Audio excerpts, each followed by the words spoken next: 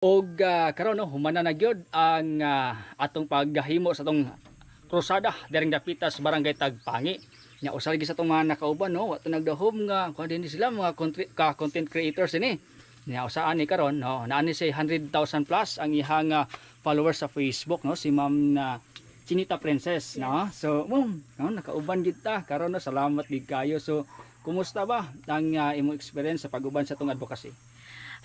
Hi, maayong buntag sa inyo guys. So, I am Chinita Princess again. So, ang feeling bitaw guys nga nakauban ko kay Sir Zan kay wala ko na-expect ba nga inato diin ka nang like feeling bitaw mo tabang like lami kasi sa feeling na magtabang ka sa ubang tao nga inana bitaw like situation nila sa ilang life. So, kung karon bitaw kay kung sa akong feeling like kanang gusto pud na-inspire ko kang Sir Zen kay like manghatag bitaw inana tapos siguro soon kabalo soon I know I want to give pud kung sa gibuhat bitaw nga gusto pud buhaton nga kanang manghatag pud sa uban unta pud guys sabangan pud ko ninyo nga maka-income pud og kanang balag tagagmay-gagmay lang para makatabang pud ta sa atong isig ka tao.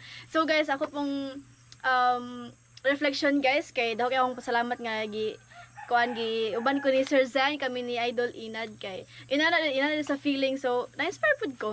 So kato lang sa guys, thank you so much. So abi ni mo ma'am nga kining inyong pag-uban karon no, labi na sa imong gisulti karon makaingon gyud ko nga wow, hinay-hinay na ginaabot no sa akong advocacy. Ang goal gyud namo nga maka-inspire ka na inspire ka. So salamat kay ma'am, salamat. Thank you kayo Sir Zan. Okay. Sa kanunay, kita nagtuo ang pag-asinso ni Muhigala, pag-asinso usaba sa atong nasona.